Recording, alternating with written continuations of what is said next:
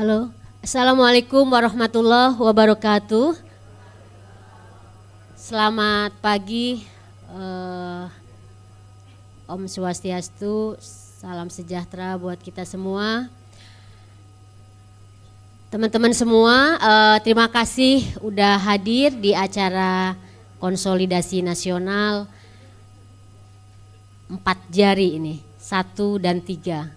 Ini mungkin kali pertama kita ketemu ya di forum yang lumayan besar. Sampai sekarang registrasi saya dengar dari panitia ada sekitar 300. Karena itu makanya ini kursinya dikosongin karena untuk semua teman-teman bisa hadir, bisa masuk, bisa ikutan dalam acara ini. Tanpa berpanjang lebar saya persilahkan Kang Eep Saifullah Fatah untuk maju, dan kita juga di Zoom itu akan hadir Mas Ganjar Pranowo ya, dan di perjalanan mungkin sekitar 10 menit atau 5 menit lagi Prof. Ikrar Nusa Bakti juga akan bersama kita, tapi sayangnya kami baru dapat kabar Prof. Sulistiowati Irianto yang tadinya mau bersama kita mendadak sakit, jadi enggak bisa ikutan gitu. Begitu juga dengan Ibu Karlina Supeli. Tadinya Ibu Karlina juga mau ikut hadir gitu. Tapi nanti ada beberapa tokoh masyarakat juga, tokoh masyarakat sipil juga akan hadir bersama kita. Nah, kalau dari Pak Ganjar udah ada masuk? Udah siap. Nah, sebelum Kang Eep ini memaparkan apa yang nanti akan disampaikan di forum ini, kita akan hadirkan dulu Pak Ganjar Pranowo, calon presiden dari 03 ya, yang akan menyapa kita. Kita akan mendengarkan apa rencana-rencana beliau menuju tanggal 20 Maret penetapan KPU ini. Mungkin kita juga semua pengen mendengar. Dan nanti juga sebenarnya dari Mas Anies juga akan hadir dalam Zoom juga, tapi mungkin bisa di sore hari mungkin ya.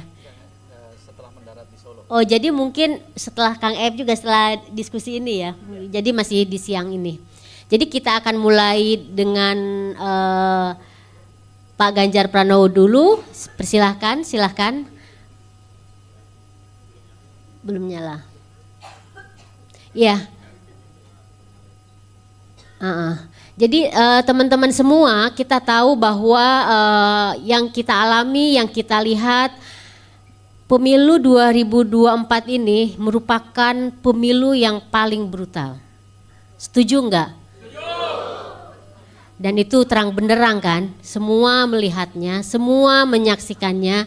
Baru dalam kali pertama kita mendengar ada seorang presiden yang bilang bahwa saya boleh kampanye kok. Sebelum-sebelumnya kan enggak ada. Dan itu terjadi ketika kita dengan sangat kaget luar biasa, Mahkamah Konstitusi memutuskan bahwa dampaknya ini pada implikasinya ya, bahwa ternyata anak presiden itu bisa menjadi salah satu kandidat, yaitu calon wakil presiden. Sepertinya disitulah mulai permainannya. Dan kita melihat akhirnya itu terjadi juga di lapangan, kebrutalan dan kekotoran permainan ini. Nah, kita akan menyaksikan ini mau sampai di mana, penyelesaiannya mau seperti apa yang bisa kita lakukan untuk bersama-sama merawat tegaknya demokrasi di negeri ini. Ini kan sebenarnya tujuannya adalah untuk itu. Kita tidak ingin negara ini, bangsa ini dikoyak-koyak hanya untuk segelintir keluarga saja. Setuju enggak? Nah, oleh karena itu kita berkumpul di sini untuk bersama-sama mempererat, memperkuat, mensolidkan diri kita, karena kita cinta negeri ini. Jadi bukan karena apa-apa ya teman-teman ya, tapi karena kita cinta dengan negeri ini. Nah, oleh karena itu saya sekali lagi mengucapkan terima kasih ya. Berarti kita sama-sama punya niat yang sama, punya tujuan yang sama hadir di sini. Oke, saya persilahkan Pak Ganjar Pranowo untuk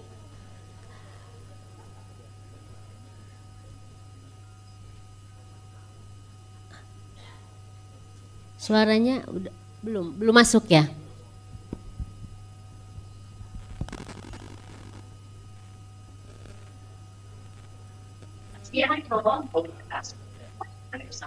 Nah, ini dia udah masuk. Selamat pagi Mas Ganjar. Ya, bentar aku cari tempat dulu. Sama di sini juga lesehan, Mas. Ini bentar, ya. Bisa dilihatin suasana di sini ke Pak Ganjar? Oh, ngelihat ya, bisa ya, oke.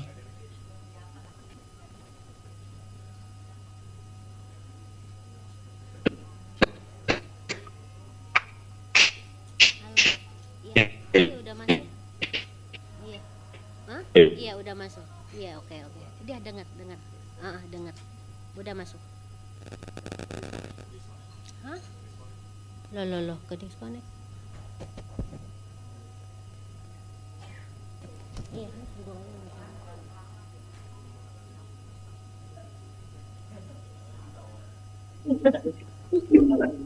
Oh iya. Cabutnya berapa tadi?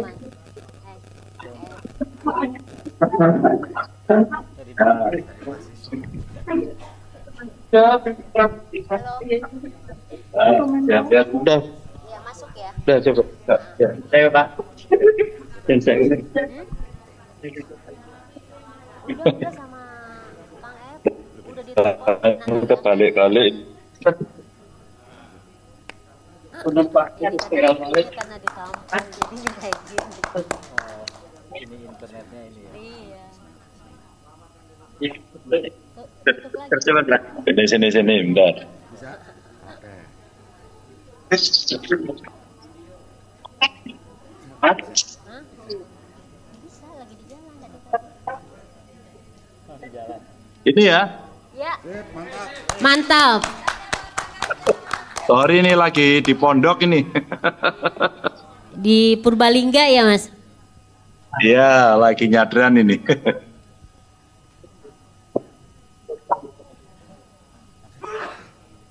Oke, Iya. bisa dimulai? Iya, monggo Mas. Baik, Assalamualaikum warahmatullahi wabarakatuh. Selamat pagi, terima kasih teman-teman semuanya. Semua menjaga atmosfer demokrasi secara bersama-sama. Saya tidak akan menyampaikan banyak-banyak biar ruang diskusinya jauh lebih banyak. Saya juga akan tidak mengkontaminasi kawan-kawan agar dalam pemikirannya jauh nanti bisa lebih jernih, bisa lebih objektif, sehingga kita bisa membongkar cerita-cerita yang selama ini beredar di masyarakat. Tentu sampai dengan hari ini saya masih mencatat dengan sangat baik. Yang pertama terkait dengan proses politik yang kemarin berjalan. Satu demi satu mulai ada cerita-cerita. Orang mengaku bagaimana situasi yang ada di lapangan, seseorang mendapatkan tawaran apa, mendapatkan barang apa, dengan pesan apa, sekarang mulai muncul. Atau baru saja kawan saya setelah bersaksi didatangi oleh Intel dan diceritakan, kamu kegiatannya apa lagi? Sumber danamu dari mana? Begitu. Nah, cerita-cerita semacam ini mungkin yang terkesan menjadi sangat intimidatif begitu. Tapi saya sampaikan pada teman-teman, ceritakan saja apa yang ada. Maka teman-teman, saya menyambut baik diskusi ini. Saya minta maaf tidak bisa hadir, tapi ada 3 catatan penting saya. Yang pertama, sampai dengan tanggal 20 ini, kami, terutama tim Ganjar Mahfud tentu, masih bekerja dengan cukup keras, sangat serius begitu, untuk mengumpulkan seluruh data, menyampaikan cerita-cerita sampai putusan tanggal 20 nanti. Apa yang mau saya ceritakan terkait dengan proses penghitungan, termasuk data-data C1 dan kemudian rekap yang kemudian berganti-ganti ya, dan tentu saja seluruh ahli IT yang sekarang memberikan catatan-catatan kritis. Maka kami masih berjuang sampai dengan tanggal 20 berapa sebenarnya angka real yang ada ya. Masa stuck seperti itu, berapapun suara masuk, dan ini tentu menjadi cerita-cerita yang menjadi bahan buat kami untuk nanti membuat sebuah tindakan ketika kemudian pengumuman akan diberikan. Tapi sebelum pengumuman tentu bahan-bahan atau data ini menjadi penting. Kawan-kawan di Amerika baru saja juga melakukan diskusi dan banyak tokoh di sana sedang bercerita proses-proses berikutnya akan berjalan. Maka sampai dengan tanggal 20 proses penghitungan yang menggunakan teknologi maupun manual menjadi perhatian kami yang pertama. Yang kedua adalah ketika nanti upaya akan dilakukan, tentu kami menyiapkan bahan-bahan, saksi-saksi untuk kemudian ke MK. Setidaknya apakah hipotesis TSM betul-betul bisa kita uji, betul-betul bisa kita buktikan, dan sekarang kerja-kerja intelektual sambil menggali data, fakta, saksi yang ada di lapangan menjadi cerita yang penting yang kami kumpulkan. Dan yang terakhir tentu ruang politik yang bisa digunakan oleh DPR dalam hari ini menggunakan hak konstitusinya yang namanya hak angket. Nah, ini dinamikanya pasti akan sangat menarik, dan dari cerita-cerita yang kemarin pada saat pembukaan masa sidang sudah ada interupsi dari beberapa fraksi. Menurut saya ini menjadi dinamika yang cukup bagus, sambil tentu saja dari kami selaku partai terus saja mendorong persiapan-persiapan mulai menyusun naskah akademis, menyiapkan dukungan-dukungan, tanda tangan dari anggota, sampai kemudian nanti bisa masuk ke paripurna dan disahkan menjadi hak angket DPR. Sebuah proses yang cukup panjang, dan saya kira nanti tidak akan berjalan mulus-mulus saja, karena pasti akan ada cerita yang setuju dan tidak setuju, dan kemudian dibikin cerita-cerita yang makin meriah agar angket itu berjalan atau tidak berjalan. Sebuah political interplay yang akan terjadi, dan kami sedang menyiapkan itu semua. Teman-teman, terima kasih sudah mengundang saya. Rasanya saya senang karena banyak masyarakat sipil peduli pada demokrasi yang sedang berjalan. Mudah-mudahan kita adalah golongan-golongan waras yang akan bisa mengawal ini dengan baik. Salam untuk teman-teman semuanya. Terima kasih. Wassalamualaikum warahmatullahi wabarakatuh. Terima kasih Mas Ganjar, dan sekali lagi tepuk tangan dong buat Mas Ganjar. Ya, oke, nanti... Mbak Nong, teman-teman semuanya silakan dilanjut. Baik, terima kasih Mas. Ya, silahkan dilanjut juga aktivitas di pesantrennya. Salam buat Mbak Atiko. Ya, Oke. Oke, teman-teman, kita sudah mendengar rencana tadi dari Pak Ganjar Pranowo ya, dan apa yang akan dilakukan oleh timnya menjelang tanggal 20 Maret nanti, menunggu pengumuman dari KPU, dan sambil menunggu narasumber yang lain kita akan mendengarkan dari Kang E.F. Saifullah Fatha, karena beliau ini juga sudah sering juga menyampaikan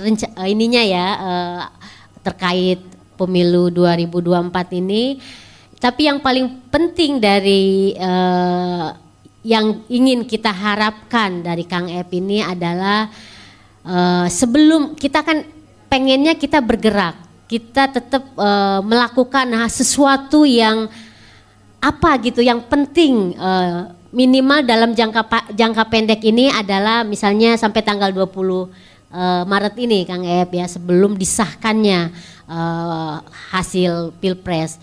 Dan setelah itu juga kan ada proses pengajuan ke MK buat 1 dan 3 ya, karena kalau melihat hasil quick count kita tahu ternyata 02, karena tadi yang saya sampaikan cara-caranya kita udah tahu, ya nggak mungkin lah nggak menang, itu sih pasti menang kalau caranya seperti itu gitu kan. Nah itu ada nanti setelah tanggal 20 itu ada proses selanjutnya. Tadi juga disampaikan oleh Pak Ganjar bahwa selain di MK juga ada proses di DPR yang kemarin tanggal 5 ya.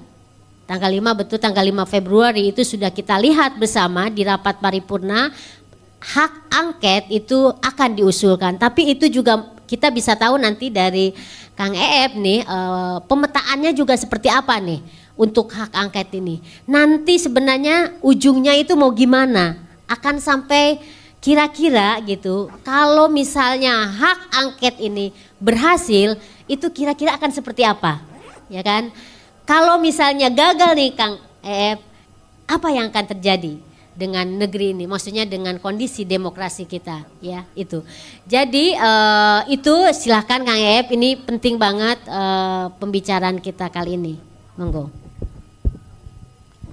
Saya berdiri aja ya. Terima kasih Nong Darul Mahmad. Assalamualaikum warahmatullahi wabarakatuh. Alhamdulillah saya senang saya hadir di sini. Mudah-mudahan kita bisa saling memberi manfaat di forum ini. Buat saya ini seperti sejarah yang berulang. Saya ingat dulu di awal reformasi, saya dan kawan-kawan sempat menggalang keluarga Indonesia untuk pemilu damai. Dan saya ketua umum waktu itu. Ada sekitar 50 LSM yang bergabung dalam konsorsium waktu itu untuk menggalang publik agar mendorong supaya partai-partai penyelenggara pemilu, pengawas negara menyelenggarakan pemilu secara demokratis dan damai. Dan saya ingat Nong waktu itu sekretaris ya. Jadi ya kita bareng-bareng dulu di Warung Buncit, kita sewa posko, kita bergerak bareng-bareng. Salah satu penggerak utamanya di atas kita adalah Cak Nur, Profesor Nurholis Majid. Ada satu hal yang harus kita syukuri memang saat ini, bahwa banyak sekali kalangan yang selama ini terpencar, akhirnya menyatu. Ruang ini menurut saya diisi oleh orang-orang yang semestinya atau sepertinya itu dulu barangkali berpencar-pencar. Dan kita bersatu. Ini hikmah yang menurut saya harus kita manfaatkan. Nah, supaya kita fokus, saya langsung saja ke pokok soal sambil menunggu Profesor Ikrar ya. Pemilu 2024 itu punya 3 lampu sorot. Lampu sorot yang pertama itu menyorot ke Jokowi, Presiden Jokowi. Lampu sorot yang kedua, penyelenggara pemilu yang bertanggung jawab untuk menyelenggarakan pemilu dengan proses dan hasil yang semestinya terbaik, yang demokratis, yang jujur dan adil. Dan yang ketiga, kontestan pemilu. Kira-kira begitu. Kenapa lampu sorot saya batasi ketiganya, hanya 3 saja, nanti saya ceritakan. Saya mau mempersimpel saja, menyederhanakan saja pembicaraan. Di lampu sorot yang pertama, yang kita temukan adalah presiden yang melanggar konstitusi. Presiden yang melanggar sejumlah undang-undang. Di berbagai tempat saya sudah sampaikan ini dan saya tidak ingin mengulang. Itu bab yang sudah lewat. Semakin lama saya mengakses informasi lewat YouTube terutama, semakin banyak orang yang berkeahlian menggambarkan dari perspektif mereka apa yang disebut sebagai pelanggaran konstitusi oleh Presiden Jokowi, pelanggaran sejumlah undang-undang oleh Presiden Jokowi. Sebagai warga negara, saya beranggapan sama dengan mereka itu. Menurut saya, salah satu bagian yang sangat penting dari pemilu 2024 adalah Presiden telah melakukan pelanggaran konstitusi, Presiden telah melakukan pelanggaran sejumlah undang-undang. Dan tidak boleh dibiarkan. Inilah lampu sorot yang pertama. Pembiaran terhadap itu adalah dosa sejarah setiap orang di Indonesia. Pembiaran pelanggaran konstitusi dan undang-undang oleh Presiden tidak boleh dilakukan. Apapun hasilnya. Bahwa perjuangan untuk menuntut agar ini diadili, ini diperkarakan sampai tuntas, kemudian ujungnya bisa ada pihak yang kalah dan menang secara politik, itu urusan yang lain. Dan perjuangan kita belum sama sekali selesai. Jadi menurut hemat saya, lampu sorot yang pertama ini tetap menyala terang. Presiden yang dalam istilah sehari-hari melakukan cawe-cawe yang bablas, sebetulnya sumbernya adalah pelanggaran terhadap konstitusi dan sejumlah undang-undang. Menurut saya ini tidak boleh dibiarkan. Sebagai warga negara, posisi saya tidak berubah dari semenjak akhir tahun lalu. Menurut saya, Presiden Jokowi harus dimakzulkan. Ini kesimpulan pertama yang menurut saya penting sebagai bagian dari pemilu 2024. Jika tidak, Bapak Ibu dan teman-teman, maka semua presiden yang lain dengan sangat mudah mencontoh ini sebagai template. Ternyata jadi presiden di Indonesia itu enak. Konstitusi sudah menjamin kekuasaan yang sangat besar. Yang bersangkutan mengendalikan resources hampir tanpa batas. Punya daya kendali terhadap aparatur yang bisa dimanfaatkan kapanpun secara optimal dengan dampak yang luar biasa dan bahkan serta-merta. Dan ternyata dibiarkan ketika melakukan pelanggaran konstitusi dan undang-undang, maka yang saya bilang tadi, semua presiden akan mencontoh ini sebagai template. Maka menurut saya, bukan saja kita akan kembali ke sebelum reformasi 98, bahkan dalam beberapa hal jauh lebih mundur dibandingkan dengan capaian kediktatoran zaman Pak Harto dalam beberapa hal. Termasuk misalnya dalam pengumpulan resources, kenikmatan, keuntungan kepada satu keluarga yang di backup oleh berbagai instrumen yang amat dahsyat. Mulai dari putusan MK nomor 90 tahun 2023 dan kelak kalau tidak dilawan sampai ke Undang-Undang Daerah Khusus Jakarta. Yang suatu ketika kalau ini tidak dilawan, mungkin gubernur Jakarta yang dipilih presiden adalah keluarga itu juga. Dan aglomerasi, yaitu kawasan ekonomi, bisnis, dan industri yang menyatukan Jabodetabek, dipimpin oleh Dewan Pengelola Aglomerasi, yang ketuanya ex officio adalah wakil presiden, yang kalau ini tidak dilawan, keluarga itu juga. Maka menurut saya ini tidak boleh dibiarkan. Dengan segala resikonya sebagai warga negara, kita harus bersikap. Dan sebagai warga negara, sikap saya sekali lagi tidak berubah. Saya bergeming. Ini istilah yang sering salah dipakai ya. Bergeming itu tidak bergerak. Tidak bergeming itu bergerak.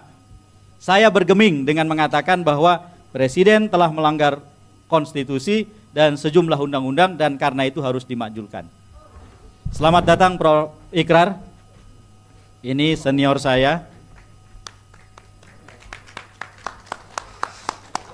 Satu departemen, satu guru, satu ilmu, ilmunya lebih banyak Prof. Ikrar. Dan Prof. Ikrar saya yakin setuju dengan apa yang saya katakan barusan. Bahwa presiden yang melanggar konstitusi dan sejumlah undang-undang harus dihentikan. Itu lampu sorot pertama. Dampak langsung dari pelanggaran konstitusi dan undang-undang itu adalah cacat dalam proses dan hasil pemilu 2024 pada berbagai lini. Disinilah kita punya lampu sorot kedua yang harus kita arahkan dan terus-menerus diarahkan ke semua pihak yang bertanggung jawab dalam penyelenggaraan pemilu 2024. Ini pemilu paling buruk sepanjang yang saya paham. Ini pemilu paling brutal. Ini pemilu paling brengsek dari semua pemilu yang pernah kita miliki selama masa reformasi. Menurut hemat saya, KPU, Panwas, dan semua yang terlibat di dalam tanggung jawab penyelenggaraan pemilu dan pengawasan pemilu semestinya saat ini bersikap selayaknya dengan tanggung jawab yang selayaknya. Ini adalah penghitungan suara paling lamban dan paling kisruh sepanjang kita menyelenggarakan pemilu. Dan celakanya itu terjadi pada saat untuk pertama kali kita menggunakan teknologi yang sebelumnya belum pernah kita punya, yang disebut artificial intelligence.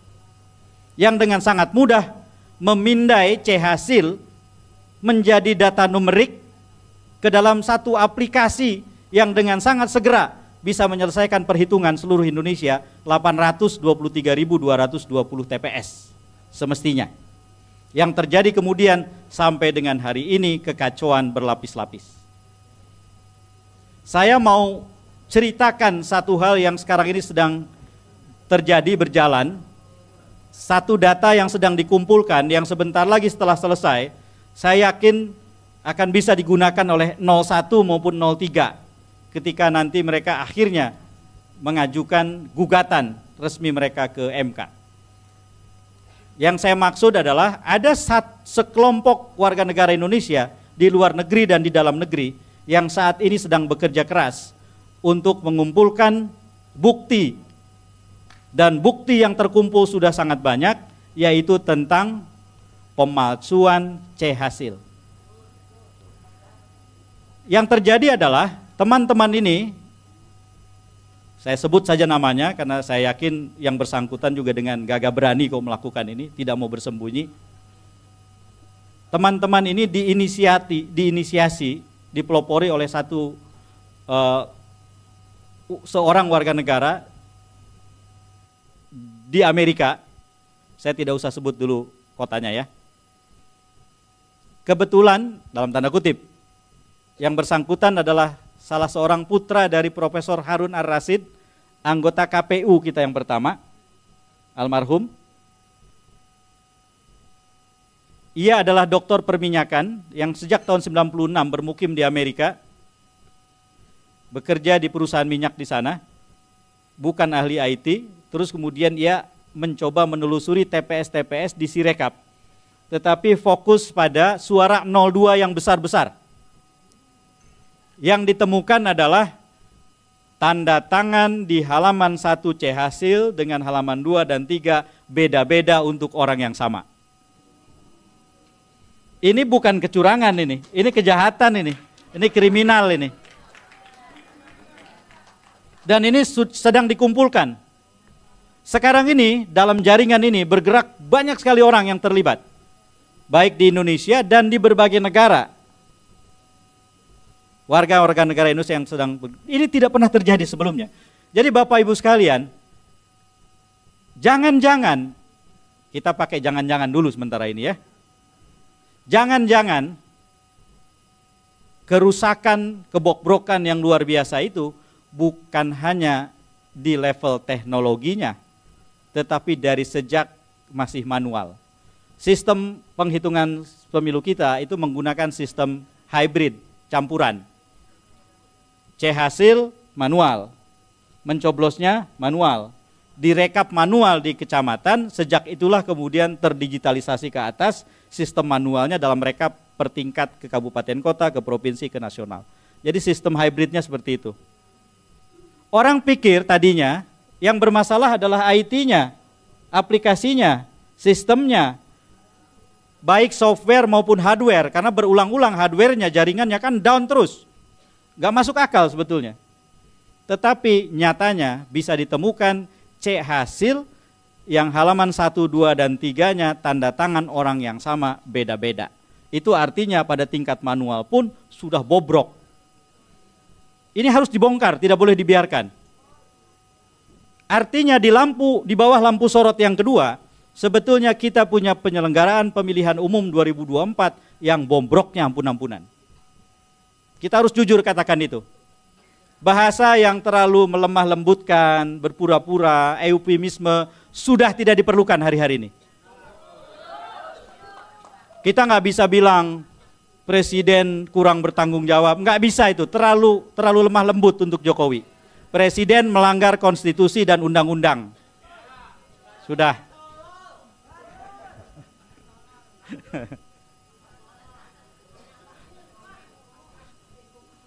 Itu yang teriak tuh keluarganya polisi mungkin. Bercanda Mas. Itulah lampu sorot yang kedua. Saya masuk lampu sorot yang ketiga. Paslon. Saya tidak mau berumit-rumit membahas pileg ya. Kita fokus saja ke pilpres. Di antara, ada dua masalah di dalam paslon pilpres kita. Nomor satu, jumlahnya bukan 3 pasang. Ternyata, itu nomor satu. Ini serius banget ini. Yang kedua, salah satunya secara hukum, bukan hanya secara etik. tidak layak menjadi paslon. Jumlahnya bukan 3 pasang. Dikarenakan di luar 3 pasang itu ada satu peserta yang rajin membagikan bansos, yang menggerakkan aparat dan lain-lain. Ini peserta ilegal Pilpres 2024. Namanya Joko Widodo. Ini satu.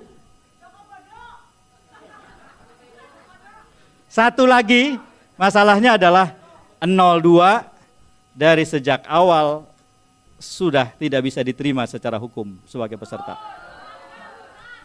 Sekali lagi kita tidak bisa biarkan ini. Tidak bisa biarkan ini. Maka saya dengar, belum tentu benar ini. Saya dengar baik 01 maupun 03 itu ternyata punya sikap yang kurang lebih serupa dalam beberapa hal. Yang pertama, bersepakat bahwa presiden tidak bisa dibiarkan. Yang kedua, bersepakat bahwa penyelenggaraan pemilihan umum 2024, wabil khusus Pilpres 2024, cacat proses dan hasil, karena itu hasilnya harus ditolak.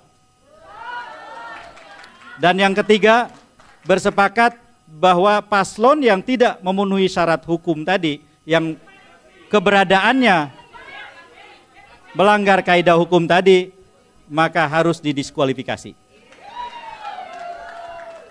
Menurut hemat saya, dengan 3 lampu sorot ini, maka definisi kerja setiap warga negara yang terpanggil adalah bersama-sama mengepung ketiga agenda itu, dengan cara beradab untuk membuat Indonesia yang menang dan bukan hanya satu keluarga saja. Jadi dengan demikian masuk akal dari jika tadi Nong mengatakan kita harus susun agenda, masuk akal bahwa agenda jangka pendeknya adalah menghentikan kebrutalan pemilu, kebobrokan pemilu, kerusakan pemilu dan lain-lain 2024 dengan segala konsekuensinya. Dalam jangka pendek, dalam jangka pendek, tidak hanya paslon 01 dan 03 yang harus bergerak lewat permohonan atau gugatan ke MK. Menurut hemat saya, inilah saatnya hak angket memang harus digunakan. Dan sekali lagi untuk mempertebal, menggarisbawahi apa yang saya sampaikan berulang-ulang, di dalam konteks hak angket itu harus segera dibentuk pansus untuk bekerja dalam waktu yang berjangka pendek, mentransparansikan seluruh kerjanya dalam siaran langsung yang kita ikut terlibat, bukan hanya menonton, ikut terlibat di dalamnya. Dan dengan itu maka dalam waktu yang cukup, waktu yang ada sekarang, kita bisa menuntaskan pekerjaan-pekerjaan rumah besar tadi. Hak angket, jangan terlalu khawatir. Pasti sekarang ini ada banyak sekali berita rumors yang mengatakan bahwa 5 partai pecah dan seterusnya. Asumsikan saja bahwa setiap pihak memang sedang bertarung dan berusaha membuat lawannya masuk angin, pasti. Dan dalam pertarungan yang semacam ini pasti semua orang menyuarakan apa yang sedang mereka kerjakan. Jangan terganggu. Tetapi saya yakin kelima partai ini akan solid pada akhirnya. Sehingga hak angket itu Bapak Ibu sekalian, ujungnya adalah, ini kaitan dengan pemajulannya ya, supaya saya perjelas. Ujungnya nanti adalah penggunaan hak menyatakan pendapat yang merupakan hak DPR. Hak menyatakan pendapat ini, kalau targetnya pemajulan, maka bunyinya kurang lebih adalah Presiden Joko Widodo sebagai penyelenggara negara terbukti telah melakukan pelanggaran terhadap Undang-Undang Dasar 1945, pasal sekian, ayat sekian, pasal sekian, ayat sekian, dan seterusnya. Dan dalam konteks itu melakukan pelanggaran terhadap sejumlah undang-undang berikut, Undang-Undang nomor sekian, dan seterusnya. Itulah yang disebut hak menyatakan pendapat. Maka hak menyatakan pendapat DPR ini, ketika disahkan di sidang paripurna DPR, bisa dilanjutkan menjadi klausul pemakzulan, dengan diajukan secara materi ke Mahkamah Konstitusi. Mahkamah Konstitusi dikasih waktu selama-lamanya 90 hari untuk memprosesnya secara materi, sampai kemudian mereka ke kesimpulan atau ke keputusan apakah memang pernyataan pendapat DPR itu secara materi bisa diterima. Maka jika itu yang dijadikan putusan MK berlanjut ke MPR dan MPR punya waktu selama-lamanya 30 hari untuk menyelenggarakan sidang istimewa menindaklanjuti itu. Tentu tidak mudah membuat dengan serta-merta kita bisa menang, tidak. Karena diperlukan hitung-hitungan itu, nanti Prof. Ikrar juga bisa menceritakannya lebih detail. Tetapi intinya adalah saya yakin dengan kita sebagai warga negara terlibat sangat aktif di mana-mana, maka saya yakin suasana akan berbeda. Dan jangan lupa, hitungan orang seringkali hitungan matematika terlalu sederhana. 314 orang itu anggota DPR dari 5 fraksi 01, 03. Itu kurang 70 orang untuk menggolkan hak menyatakan pendapat. Jadi kurang 70 orang untuk menggolkan sidang yang 2/3 anggota DPR hadir. Lalu kemudian 2/3 dari yang hadir. Nah itu sudah terpenuhi kalau 2/3 yang hadir. Dari 5 partai ini sudah cukup, 2/3 yang hadir bisa mengesahkan paripurna. Kuncinya adalah tambahan 70 orang itu. Ya ini bukan soal strategi yang harus disembunyikan karena saya tahu ini sedang dikerjakan oleh banyak pihak nih. Sekarang ini stok anggota DPR dari Golkar, anggota DPR dari PAN, anggota DPR dari Gerindra, anggota DPR dari satu lagi Demokrat, yang mungkin untuk memiliki kewarasan yang sama dengan kita sedang tersedia banyak. Siapa mereka? Mereka yang incumbent di DPR sekarang, dikerjain dan tidak lolos di pemilu 2024, dan mereka tahu betul betapa brutal yang dikerjakan ke mereka sehingga mereka tidak lolos. Mereka sepaham kok dengan kita. Logistik, saya yakin sekarang tersedia logistik kok untuk menggalang itu. Dan saya yakin banyak yang mau melawan Jokowi dengan cawe-cawe menyediakan logistiknya. Banyak kok para pejuang yang sekarang sangat bersemangat untuk melakukan itu.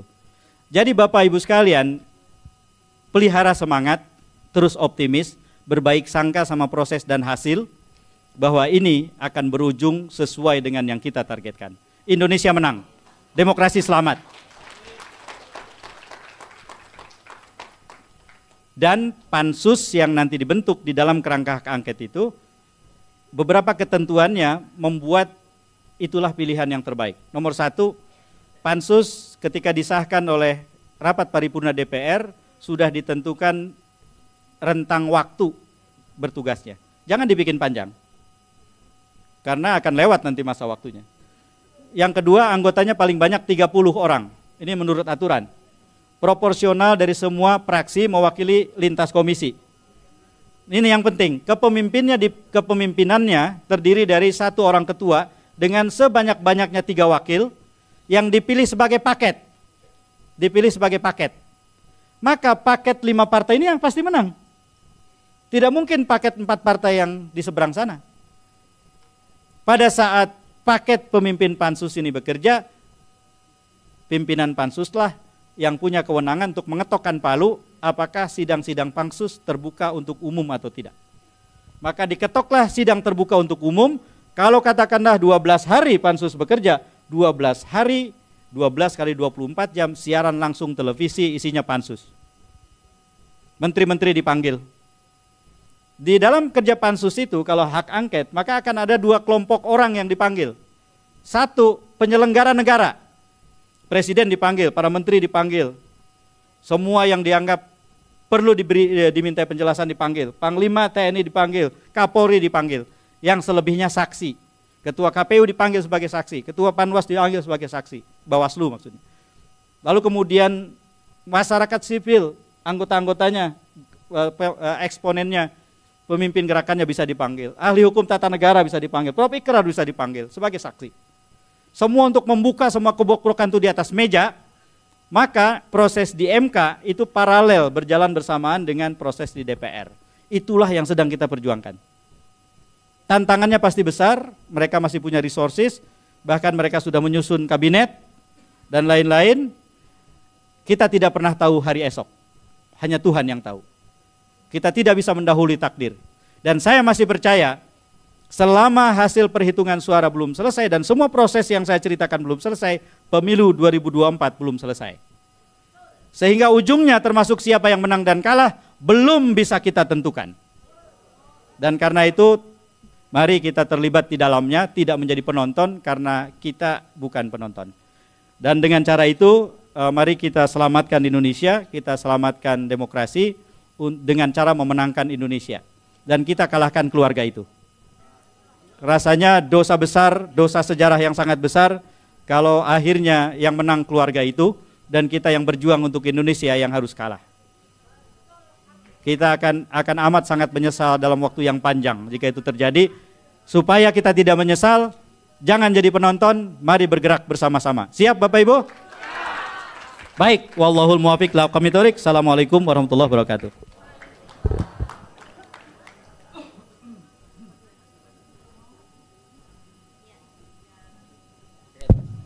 Iya. Terima kasih Kang Eep. Ini penting banget poin terakhir bahwa kita ini bukan penonton, ya. Kita harus aktif, kita yang harus menjadi pemeran utamanya. Semua pemeran utamanya. Indonesia bergerak, ya. Jadi dan kita tadi udah tahu tahapan-tahapan apa yang akan bisa kita lakukan. Jadi kita akan sama-sama berpartisipasi aktif dalam dua proses, yaitu di MK dan juga di hak angket DPR. Dan kita akan terus-menerus berperan, berperannya itu bisa macam-macam, bisa macam-macam. Nanti kita bisa akan bicarakan secara detail mungkin di sesi yang kedua ya, apa yang akan bisa kita lakukan. Dan yang paling penting seperti yang tadi disampaikan oleh Kang Eep bahwa karena ada operasi atau gerakan melemahkan semangat kita, melemahkan gerakan kita, maka kita juga harus tetap konsentrasi dan fokus. Jangan sampai terdistrak atau terganggu dengan isu-isu atau berita yang memang ingin melemahkan kita. Misalnya soal pecahnya, misalnya PDIP, pecahnya PKB dan lain-lain. Misalnya yang terakhir ada panggilan Pak Surya Paloh ke Jokowi, padahal ternyata sebenarnya nggak ada apa-apa. Nasdemnya sendiri masih tetap bergerak. Yang paling ini lagi misalnya tentang PDIP, PDI Perjuangan. Padahal kita tahu hari ini teman-teman semua jam 2 ini untuk menunjukkan keseriusan sikap dari partai ini, mereka, saya menyebutnya mereka maaf, padahal kita udah satu ya, itu membuka rumah bersama untuk kita sebagai pusat perlawanan, yaitu di Jalan Diponegoro itu. Jam 2 ini dibuka. Itu tidak ada lagi yang namanya embel-embel partai, embel-embel calon presiden, nggak ada. Itu adalah rumah bersama kita untuk melawan. Nah itu yang tadi disampaikan, sorot 3 sorot itu adalah tugas kita bersama. Nah oleh karena itu silahkan nih Prof. Ikrar, senang juga Prof. Ikrar, nanti ini terakhir, akan menyampaikan juga paparannya terkait apa yang bisa kita lakukan juga ya dari perspektifnya. Oh ada, udah bisa. Oh ya. Oh ya. Nah, kita Mas Anies Baswedan, calon presiden 01 akan gabung juga bersama kita.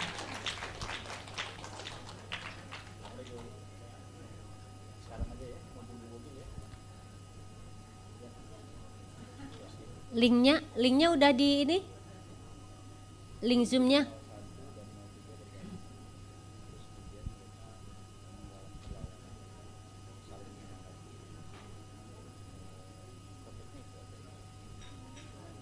Yang tadi ya, link zoomnya yang tadi ya.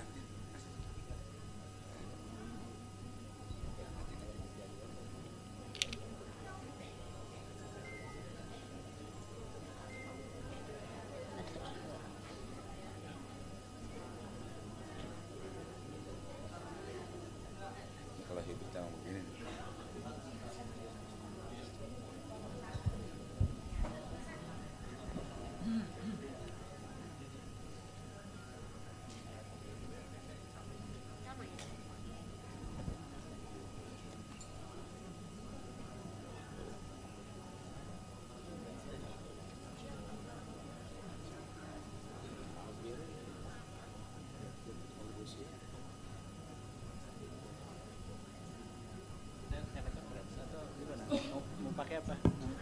pakai Zoom. Zoom ya. Jadi kirim ke linknya ke Mas Anies ya. Ya. Oh nggak bisa aplikasi. Jadi gimana? Telepon, ngomong di telepon, video call gitu. Kalau video call,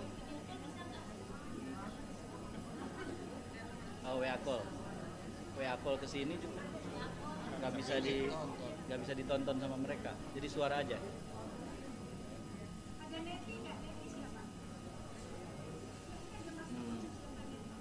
Mas Anies bilang suara aja katanya. Suara aja. Nah. Tapi Telepon. Ayo udah gini bisa. Ya. Mas, sekarang aja kalau gitu ya, pakai suara aja ya. Yang penting Menyapa. Oke. Ini aja, pakai WhatsApp ini aja. Atau ini Kang Ep video call di Kang Ep sambil di ini dilihatin.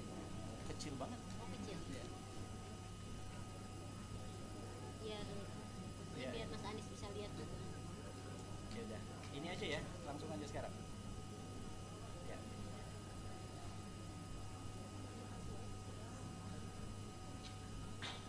Kita tes dulu. Ya.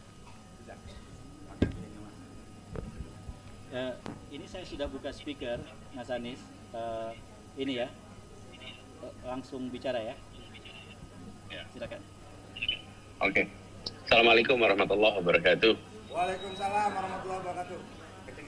Selamat siang teman-teman semua yang sedang berada di Demos Festival. Saya sedang berada di luar Jakarta. Baru saja tersambungkan lewat Bung EF tentang kegiatan ini. Dan saya ingin sampaikan kepada semua rasa terima kasih, apresiasi karena telah memilih untuk tetap berjuang dalam usaha kita menghadirkan demokrasi. Demokrasi yang benar, bukan demokrasi yang dimanipulasi. Dan ini adalah sebuah fase perjuangan baru. Bila kemarin adalah kontestasi, adalah kompetisi, maka sekarang masuk fase perjuangan. Karena pada fase ini kita dihadapkan dengan tantangan yang tidak kecil. Kita menyadari rakyat Indonesia menginginkan adanya rasa keadilan, dan itu harus tercermin di dalam praktek demokrasi yang adil, praktek demokrasi yang jujur. Semua yang ada di sini menyaksikan dalam beberapa waktu kemarin betapa praktek demokrasi yang tidak fair itu terjadi secara masif. Nah, ini harus dikoreksi dan ini membutuhkan perjuangan bersama. Karena itu saya ingin sampaikan pada semua yang di sini rasa terima kasih memilih untuk menjadi bagian yang menyelamatkan demokrasi, memilih untuk menjadi bagian yang berjuang untuk demokrasi yang lebih baik, memilih untuk memastikan bahwa Indonesia ke depan bukan Indonesia yang praktek politiknya, praktek politik yang mengedepankan kepentingan sekelompok kecil yang raksasa, tapi yang mengedepankan prinsip-prinsip dasar keadilan. Jadi saya terima kasih sekali sudah memilih bergerak, dan kami menyadari ini bukan perjuangan yang kecil, ini perjuangan besar. Tapi perjuangan besar itu bukan berarti berat. Berat apa ringan soal perasaan. Ini adalah perjuangan besar yang mudah-mudahan akan terasa ringan. Saya juga ingin sampaikan kepada semua beberapa pengalaman yang mungkin bisa menjadi perhatian. Kalau kita ingin melakukan terobosan dalam menghadapi tantangan sekarang, rasanya harus mencari cara baru yang berbeda dengan yang pernah dikerjakan dulu-dulu. Problem yang kita hadapi hari ini berbeda dengan yang kita hadapi 25 tahun yang lalu. Problem yang berbeda dengan yang dihadapi di era pra-Orde Baru. Karena itu, saya melihat tidak bisa dilawan dengan cara yang sama. Harus ada terobosan, harus ada cara baru. Yang ini memerlukan diskusi, memerlukan tukar pikiran, memerlukan perdebatan. Inspirasi tidak datang dari meditasi. Inspirasi datang dari interaksi.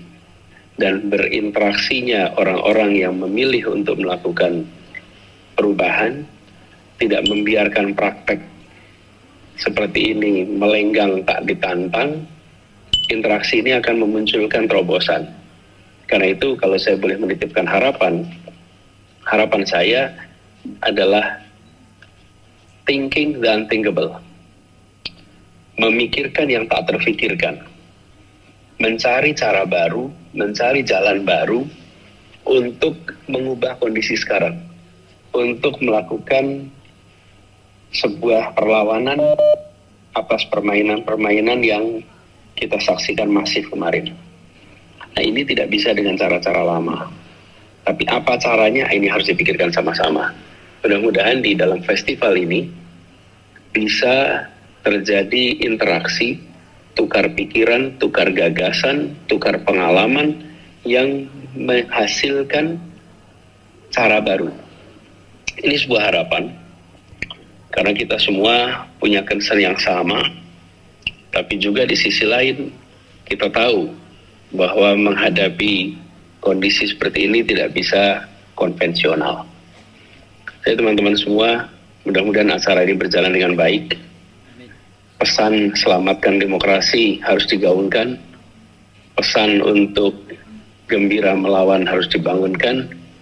Dan mudah-mudahan makin banyak yang menyadari, makin banyak menjadi bagian dari gerakan, dan nantinya akan mencapai keberhasilan yang kita bisa syukuri sama-sama. Satu hal yang pasti, semua yang hadir, semua yang bekerja di sini akan dicatat dalam sejarah Republik ini, bukan menjadi bagian yang diam dan mendiamkan atas praktek-praktek yang tidak wajar selama ini.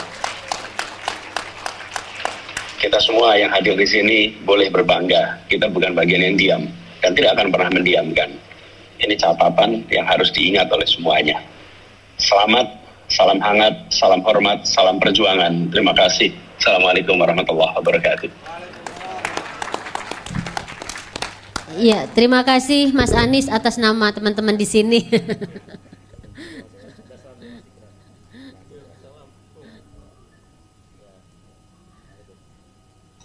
Ya, terima kasih buat Mas Anies ya. Jadi teman-teman udah mendapatkan ininya ya, pesannya, berpikirlah apa yang tidak terpikirkan. Jadi perjuangan nanti kita merumuskan apa saja yang akan kita lakukan, itu pesan dari Mas Anies seperti itu. Jadi mungkin supaya tidak ke detect juga ya sama Intel. Dulu mainnya Intel, sekarang nggak tahu nih, mungkin lebih dari Intel lagi. Kalau sekarang bukan Intel, tapi tawaran posisi, tawaran duit dan lain-lain. Itu lebih menggiurkan daripada Intel kayaknya. Oke, silakan Prof. Ikrar.